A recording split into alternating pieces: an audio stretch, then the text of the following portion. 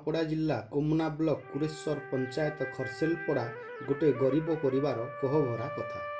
ହଁ ଆଜ୍ଞା, ଆପଣମାନଙ୍କୁ କହୁଛୁ ଗୀତାଞ୍ଜଳି ମାଝୀ ପରିବାର କଥା। ଦିନ ଥିଲା ହସ ଖୁସିରେ ବିତୁଥିଲା ଦିନ। ଅଗ୍ନିକୁ ସାକ୍ଷୀ ରଖି ବେଶ ଧୁମଧାମରେ ହୋଇଥିଲା ବାହାଘର।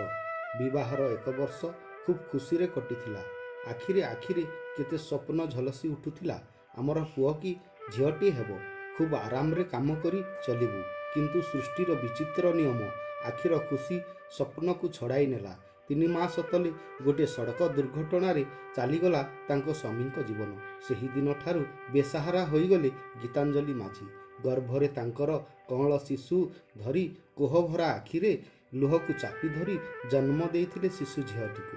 ତାପରେ ଜୀବନର ଚଲାବାଟରେ ସ୍ୱାମୀକୁ ଝୁରି ହୋଇ ମୂଲ ଖଟି ଚଳାଉଛନ୍ତି ନିଜ ପରିବାର। ଆମ୍ଭେ ମଦର ଟେରେସା ସଂଗଠନ ତାଙ୍କୁ ଚିହ୍ନଟ କରି ତାଙ୍କର ସୁବିଧା ଅସୁବିଧା ପାଇଁ ତାଙ୍କ ସହିତ ଯୋଗାଯୋଗ କଲୁ ଓ ସ୍ଥାନୀୟ ଜିଲ୍ଲା ପରିଷଦ ଉପାଧ୍ୟକ୍ଷଙ୍କ ଦୃଷ୍ଟିଗୋଚର କରିଥିଲୁ। ଜିଲ୍ଲା ଉପାଧ୍ୟକ୍ଷ ଦୀପିକା କୌଶଲ୍ୟା ଦୀପ ଗୋଟିଏ ମାସର ରାସନ ସାମଗ୍ରୀ ଓ ଛୁଆ ମାଙ୍କ ପାଇଁ ବସ୍ତ୍ର ଦେଇଛନ୍ତି ଓ ଆଗକୁ ସାହାଯ୍ୟ କରିବା ପାଇଁ କହିଛନ୍ତି। ଗୀତାଞ୍ଜଳି ମାଝୀ ସରକାର ପାଖରେ ଗୁହାରି କରୁଛନ୍ତି, ତାଙ୍କୁ କିଛି ସରକାରୀ ସହାୟତା ମିଳିଲେ ସେ ଉପକୃତ ହୁଅନ୍ତି। ଗୀତାଞ୍ଜଳି ମାଝୀ, ମୋ ସ୍ୱାମୀ ଆକ୍ସିଡେଣ୍ଟରେ ମରିଗଲେ। ମୋ ଛୁଆ ଗୋଟେ ଅଛି, କେମିତି ପୋଷିବି? କିଛି ସରକାର ସହଯୋଗ କରିବି, ଭଲ ହେଲା।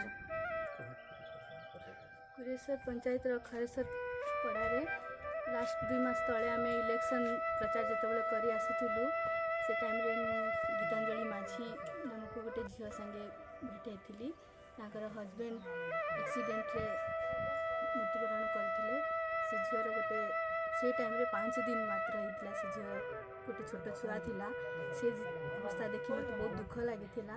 ତ ଆଜି 2 ମାସ ପରେ ଇଲେକ୍ସନ୍ ସରିଲା ପରେ ଆମେ ଆସିଛୁ ସେ ଝିଅକୁ ପୁଣି ଥରେ ସାକ୍ଷାତ କରିବା ପାଇଁ।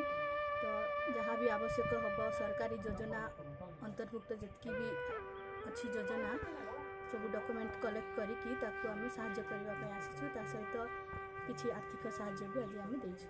ଧନ୍ୟବାଦ। मोर ना विमल जोशी, मैं सरपंच भेला।